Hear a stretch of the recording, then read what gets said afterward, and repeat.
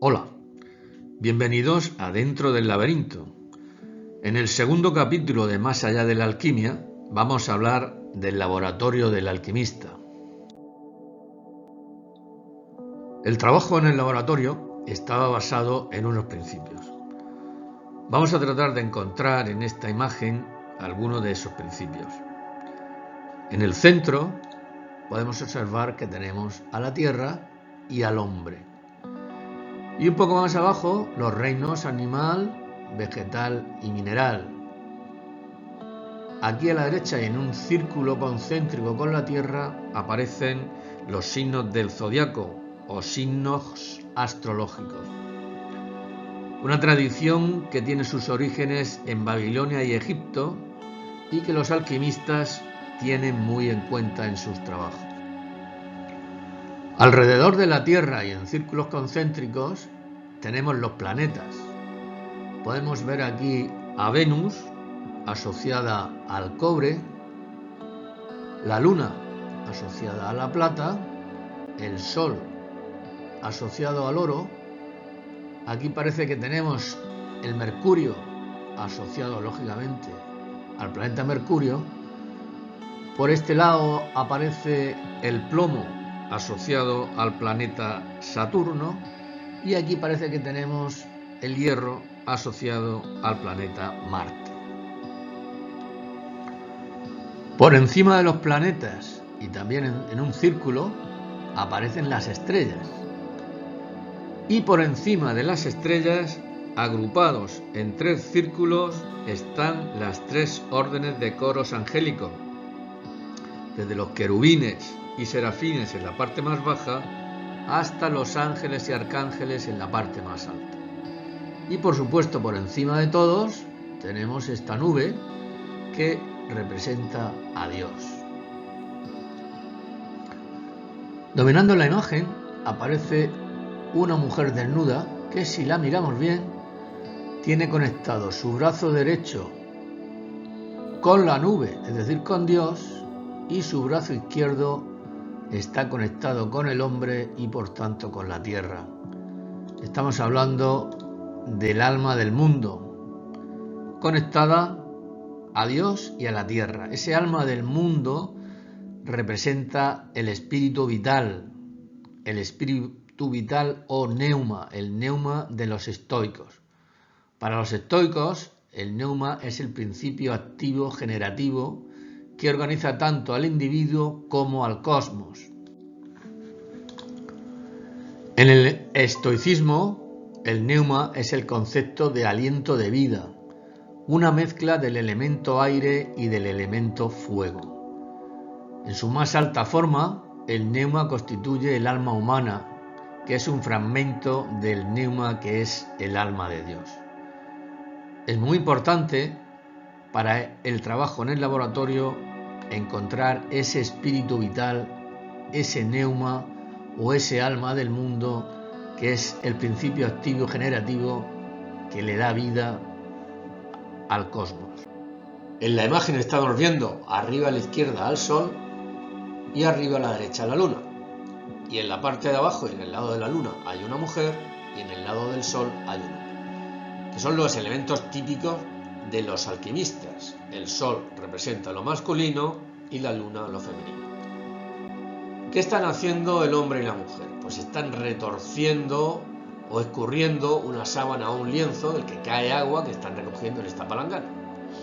Si miramos un poco más arriba, vemos aquí a un cordero que representa a Aries y un toro que representa a Tauro. Entonces estamos en primavera. Y lo que están haciendo es recogiendo el rocío. Porque el rocío se supone que contenía el neuma o espíritu vital. Dijimos que el neuma se quedó impregnado en algunos elementos de la tierra y en mayor o menor medida el rocío lo tenía. Y era muy importante recogerlo en primavera, porque la primavera representa la estación en la que todo vuelve a surgir, todo vuelve a empezar después del letargo del invierno. Luego entonces los alquimistas estamos viendo que llevaban al laboratorio principios filosóficos. Para los alquimistas, Todas las sustancias estaban formadas por 4 elementos básicos: el fuego, la tierra, el agua y el aire. Y a la vez esos elementos tenían una serie de propiedades. El fuego era caliente y seco, la tierra era seca y fría, el agua era fría y húmeda y el aire era caliente y húmedo. Estas ideas proceden también del mundo antiguo. Para Tales de Mileto, el primer elemento de todas las cosas era el agua. Para Anaxímenes, el aire. Para Heráclito, el fuego. Y para Xenófanes, la tierra. Posteriormente, Empédocles dijo que todo estaba formado por tierra, aire, agua y fuego, que se unían y separaban por las fuerzas del amor y del odio. Después, Aristóteles dijo que esos 4 elementos no eran suficientes, que tenía que haber un quinto elemento al que llamó éter. Ese quinto elemento era la quintesencia, puesto que el fuego, la tierra, el agua y el aire eran terrenales y corruptibles, y las estrellas no pueden estar hechas de ninguno de estos elementos, sino de uno muy diferente e inmutable, de una sustancia celestial. Esa es la quinta esencia que los alquimistas trataban de obtener para lograr así el elixir de vida o la piedra filosofal. Esos elementos tenían una serie de propiedades. El fuego era activo y masculino y se relacionaba con la bilis amarilla, con el carácter colérico y se centraba en el hígado. La tierra era femenina y pasiva, estaba relacionada con la bilis negra, producía un carácter melancólico y se le relacionaba con el bazo. El agua era femenina y pasiva, estaba relacionada con la flema, producía un carácter flemático y se centraba en el cerebro. Y por último, el aire era activo y masculino, se relacionaba con la sangre, con el carácter sanguíneo y con el corazón. Esos elementos, por tanto, tenían una relación con la medicina. Si una persona tenía un carácter colérico, significa que predominaba en él el elemento fuego. Por tanto, para curarlo, tenían que darle algo relacionado con el elemento agua. Es decir, tenían que darle algo que tuviese unas propiedades que fuesen frío y húmedo para hacer frente a lo caliente y seco que representaba el fuego. Trataron, por tanto, de vitalizar la materia inyectando el espíritu vital o neuma que en mayor o menor medida quedó atrapado en los elementos de la tierra. Y todo ello siguiendo el orden y las leyes de la naturaleza. Pensaban que el cosmos evolucionaba hacia un estado de más perfección. Observaron que una semilla seguía también ese proceso y en el interior de la Tierra evolucionaba hasta dar un fruto. Por tanto, los metales en el interior de la Tierra seguirían el mismo proceso hasta alcanzar el estado de máximo desarrollo que representaba el oro. Trataron, pues, de reproducir esas condiciones en el laboratorio. Por tanto, un calor similar al del interior de las minas tenían que aplicarlo en el laboratorio para que los metales evolucionaran. Separa la tierra del fuego, lo sutil de lo burdo, pero sé prudente y circunspecto cuando lo hagas. Una frase que procede de la tabla esmeralda. ¿Cómo conseguían todo esto? Pues un elemento muy importante era el atanor. El atanor era el horno usado para transmitir calor a la digestión química.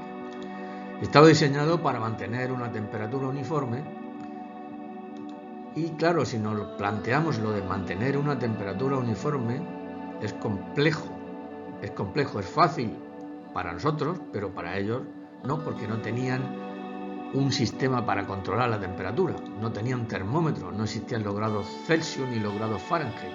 ¿Cómo conseguían controlar la temperatura? Pues de nuevo imitando a la naturaleza. Entonces definían 4 tipos de fuego diferentes. Un fuego inicial similar al del estiércol de caballo o a la fiebre.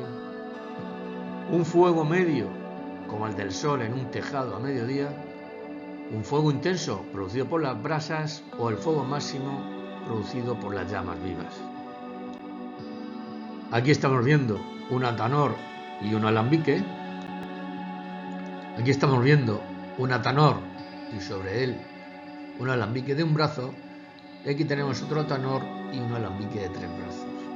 A la izquierda tenemos los 4 elementos: agua, fuego, aire y tierra, y la escalera que representa los 12 procesos alquímicos que se consideran la base de los procesos químicos modernos. Aquí estamos viendo los 12 signos del zodiaco que se corresponden a la vez con los 12 procesos alquímicos. Así, la calcinación está representada por Aries, la sublimación por Libra, la disolución por Cáncer, la digestión es Leo, putrefacción es Capricornio, la coagulación Tauro, la fijación Géminis, la laceración Sagitario, la destilación corresponde a Virgo, la filtración a Escorpio, la multiplicación a Acuario y la proyección a Piscis. Otro elemento muy importante dentro del laboratorio era el alambique. Aquí estamos viendo uno que es el modelo pelícano. Se llama así por la similitud que tiene con el pico del pelícano. Y estamos viendo pues 3 modelos diferentes de 3 épocas distintas. Uno del siglo VIII, otro del siglo X y otro del siglo XIV. El alambique fue evolucionando a lo largo del tiempo. Si observáis este de 1651, veréis que tiene aquí un barril. Sin embargo, en el del siglo XIX, ese barril se ha sustituido por un recipiente más hermético. El alambique estaba formado por una cuba donde se colocaba el agua. En esta parte de aquí se colocaban las plantas de las que se quería obtener el aceite esencial. Esto es el capitel, el tubo y un serpentín. El funcionamiento era muy sencillo. Se colocaba el alambique al fuego y por efecto del calor el vapor de agua asciende y a su paso arrastra la esencia de la planta. El vapor se expansiona hasta el capitel y desciende por el tubo. Finalmente en el serpentín se enfría por efecto del agua y sale por el orificio el hidrolato, un líquido de aspecto turbio sobre el que flota el aceite esencial. Posteriormente se separan el aceite esencial del agua. Si miramos a la derecha, la imagen de la derecha, esto ya estamos en el año 1855 y estamos viendo un proceso industrial de destilación. A María la judía, a la que vimos en el capítulo 1, se le atribuye la invención del tribicos y el querotaquis. El tribicos era un alambique de 3 brazos de cobre que se utilizaba para destilar líquidos. El querotaquis, que tenemos aquí a la derecha, se utilizaba para el tratamiento de metales. María estudió los efectos de los vapores de azufre, mercurio y arsénico sobre los metales, a los que producía un efecto de ablandamiento y los impregnaba de colores. En un recipiente cerca del fondo se colocaba el azufre, el mercurio o el arsénico, y en la parte superior se colocaba la aleación o el metal que se quería tratar. Los vapores de azufre ascendían, condensaban en esta parte esférica de aquí arriba, y tanto el condensado como los vapores que ascendían atacaban el metal o la aleación que estaban tratando, produciendo un sulfuro negro que se suponía era la primera etapa de la transmutación. Dependiendo de los productos empleados y de los componentes, un calentamiento prolongado podía dar una aleación parecida al oro. Un caso muy particular es el de esta vasija que tenéis aquí, porque tiene esos 2 brazos. ¿Qué hacen ahí esos 2 brazos? Pues la respuesta a eso la vamos a encontrar en este dibujo que tenemos aquí. Puesto que ellos consideraban que los cuerpos celestes eran incorruptibles y que contenían la quinta esencia. En este gráfico que vemos aquí estamos observando los planetas, la Luna, Mercurio, Venus, el Sol, Marte, que están dando vueltas. Luego entonces, si dan vueltas y tienen la quinta esencia, se trata de reproducir ese movimiento giratorio dentro del laboratorio y hacer que el vapor vaya circulando por esos brazos de tal manera que se vaya purificando y así llegar a obtener la quinta esencia. Un caso muy particular era el de la destilación del vino. colocaban el vino en la parte de abajo de la vasija y lo ponían al calor. Poco a poco los vapores iban ascendiendo e iban circulando una vez y otra hasta obtener así el alcohol. Primero experimentaron con el vino y después iniciaron la destilación de otros productos de origen vegetal para obtener su espíritu, es decir, la porción de neuma que contenían. Aparecieron así las bebidas espirituosas, obtenidas de la destilación de productos agrícolas. Estas bebidas todos las conocéis, porque están entre nosotros. No hay bar que no tenga alguna de ellas, incluso vosotros en casa tendréis también alguna. ¿Cuáles son? Pues entre otras podemos ver el brandy, el whisky, la ginebra o el ron. Otro elemento importante dentro del laboratorio era el huevo filosofal, que era un recipiente de cristal sellado herméticamente en el que se introducían las diferentes sustancias para que sufrieran las transformaciones necesarias y poder así alcanzar la culminación de la gran obra, que no era ni más ni menos que el elixir de vida o piedra filosofal. La incubación por lo general duraba 40 días. Su preparación se iniciaba a partir de la materia prima que se introducía en un mortero de ágata y se machacaba con el mazo, se mezclaba con el fuego secreto y se humedecía con el rocío. La mezcla resultante se introducía a continuación en el huevo filosofal que se colocaba en el interior del atanor.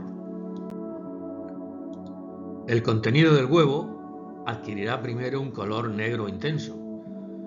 Luego aparecerán en su superficie unos corpúsculos. Después adquirirá un color blanco, verde y amarillo, como la cola de un pavo real, y finalmente de un blanco deslumbrante. A partir de aquí, la mezcla deberá teñirse de rojo, un púrpura tan hermoso que lo teñirá todo con su color y curará a su sola vista cualquier corazón enfermo. Digamos que esto representa la alquimia material. Todo se tiene que hacer siempre bajo unas reglas. Así, la fase nigredo se debe hacer durante la luna menguante y la materia está en plena fundición. Durante la luna nueva se tiene que realizar la fase albedo, donde la materia se derrite completamente y se vuelve blanca. Y por fin, durante la luna creciente se alcanza la fase rubedo, donde se consigue ese color rojo profundo. Finalmente, en la luna llena, la materia debe de haber estado transmutada, se debe de haber alcanzado el elixir de oro. Lo que pretenden con esto los alquimistas es seguir el proceso de perfeccionamiento continuo de la materia que se supone que forma parte de la creación. El alquimista lo que busca en su laboratorio es reproducir ese proceso y buscar la perfección de esa materia, que en este caso estaría representada por el oro, que es el metal más perfecto. Los alquimistas en su trabajo en el laboratorio utilizaban tres principios. El principio azufre hay que entender que no tiene nada que ver con el mineral, sino que es un principio alquímico que está relacionado con lo masculino, con lo activo y con lo viril, y es el símbolo del espíritu. El principio azufre tenía que diluirse en el mercurio, que representa el alma. ¿De dónde sacaban ese principio? ¿Cómo lo obtenían? Pues de muchos sitios, entre otros de un huevo. ¿Por qué del huevo? Pues porque observaron que el huevo de alguna manera contenían el neuma, el espíritu vital, porque el huevo evolucionaba hasta convertirse en un ser vivo, en un pollo. Por tanto, trataron de encontrar ese principio de azufre en el huevo destilándolo. El principio mercurio tampoco se corresponde con el del mineral, sino que es un principio alquímico que representa lo femenino. Es un principio pasivo y era el símbolo del alma. ¿De dónde se obtenía el mercurio? Pues de muchos sitios, entre otros de la fermentación y la destilación del alcohol obtenido de las plantas. Por último, el principio sal representaba el eslabón de unión entre el azufre y el mercurio. Era el símbolo de la materia y se podía obtener, entre otros sitios, de las cenizas calcinadas de una planta. La alquimia también estuvo relacionada con la medicina. Si la quinta esencia representaba la materia incorruptible de los cuerpos celestes, bien se la podía usar para curar al hombre. La alquimia medicinal se la conoce como espagiria y representa el arte de transformación de las plantas o la alquimia de las plantas. Aquí estamos viendo en esta imagen a Paracelso, que es un médico y alquimista suizo que vivió en el siglo XVI. Los principios de la espagiria eran también el mercurio, el azufre y la sal.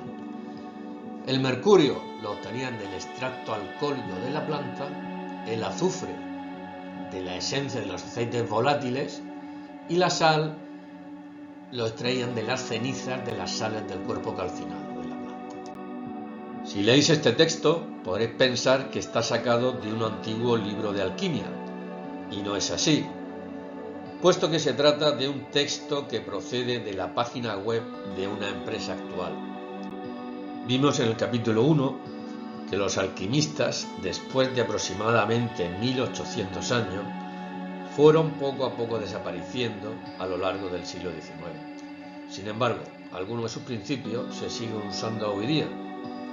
Vemos aquí en el gráfico que la homeopatía, la terapia floral y los elixires están estrechamente vinculados a la alquimia vegetal. En esta imagen estamos viendo el huevo filosofal y dentro de él la imagen de un hombre y una mujer unidos en un solo cuerpo. Si recordamos la fase de Nigredo, observamos también un hombre y una mujer que, aunque están juntos, están separados porque están en dos cuerpos diferentes. El hombre representa lo masculino y la mujer lo femenino, que aquí en este caso se han unido. La palabra rebis procede del latín res vina y significa cosa doble o hecho doble, y representa la dualidad, la perfección y el ideal inalcanzable. Quiere esto decir que en la fase Rubedo, ya al final de todo el proceso, se ha creado ya la piedra filosofal, y eso representa la unión de lo masculino y de lo femenino, de lo material y de lo espiritual. Si observamos, podemos ver que tenemos el sol, que representa lo masculino, y a la luna, que representa lo femenino. Y junto a ellos tenemos los planetas. Podemos ver a Venus y Marte, a Júpiter y Saturno.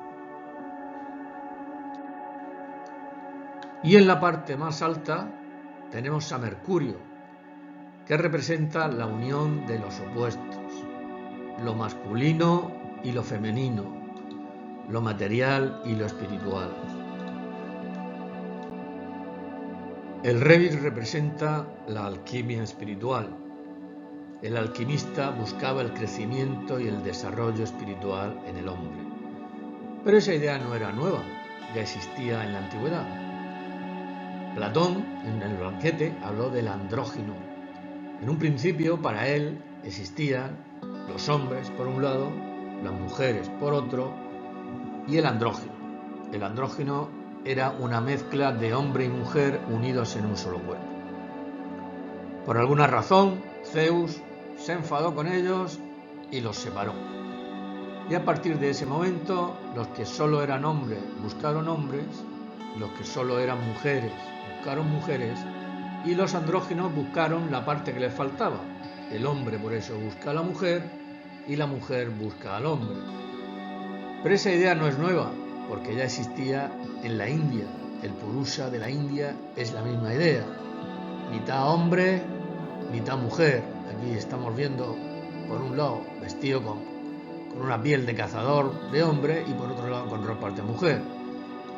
También es el mismo caso del Taijitu chino, del Tao, del Yin y el Yang. Y el mismo proceso, la misma idea se produce en la cábala judía. Vamos a ver algo curioso para finalizar.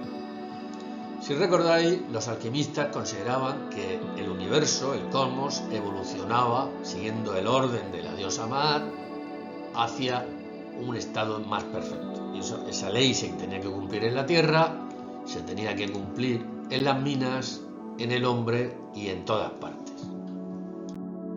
Y aquí viene lo bueno. Estas personas que estáis viendo no son alquimistas, son científicos. Vamos a ver qué dijeron. En 1893, Henry Becquerel, que es el de arriba, comprobó que el uranio era capaz de impresionar una placa fotográfica y que en presencia del mineral el aire conduce mejor la electricidad. El uranio emitía una extraña radiación. En 1898, Marie Curie descubrió el radio, mucho más radiactivo que el uranio. Y aquí viene lo bueno. En 1901, Rutherford y Soddy demostraron que en los materiales radiactivos los átomos se desintegran de modo que los átomos de un elemento radioactivo se transforman en otro elemento. Quiere esto decir que emitiendo una radiación, un átomo se puede transformar o transmutar en otro, de forma natural. Luego, la transmutación buscada de los alquimistas se dieron cuenta a principios del siglo XX que ocurría de forma espontánea y natural. Rutherford y Soddy jamás llamaron a ese proceso de transformación de un átomo en otro distinto, jamás lo llamaron transmutación, porque eso era cosa de los alquimistas y ellos eran científicos. Vamos a ver ahora el proceso de transformación o transmutación del uranio 238. El número 238 representa la masa atómica. Si miramos aquí, vemos que en un proceso de 4.500 millones de años, el uranio 238, emitiendo partículas alfa, se transforma en el torio 234, que a su vez, emitiendo partículas gamma y partículas beta, se transforma en el protactinio 234. Si seguimos la cadena de transformaciones, vemos que emitiendo partículas alfa, beta o gamma, en un periodo de tiempo que puede ir desde los 250.000 años hasta los 3 minutos, se van formando elementos como el radio, el radón, el polonio o el plomo, o el bismuto, que terminan con la aparición del plomo 206, que ya es un átomo estable. Si miramos ahora, vemos un plátano con un símbolo de la radiación. ¿Por qué está eso? Pues porque el plátano contiene potasio, y el potasio 40 es un isótopo del potasio que en un periodo de 1278 por 10 elevado a 19 años se transforma finalmente en el argón 40. Es un proceso larguísimo de transmutación natural de un elemento en otro. Y otro caso singular es el del carbono. El carbono 14, todos hemos oído hablar del carbono 14, que en un proceso de 5.730 años pasa de carbono 14 a carbono 12, porque el carbono 14 tiene 8 neutrones y el carbono 12 tiene 6 neutrones. Es decir, emitiendo neutrones pasa el carbono 14 al carbono 12. Como sabéis, se utiliza mucho en la datación de la fecha de los materiales. Si has leído o piensas leer la novela La Orden del Silencio, este vídeo te va a ayudar a comprender mejor todo lo relacionado con la alquimia y el pensamiento antiguo. Si te ha gustado, no olvides darle a like, compartir y suscribirte. Muchas gracias.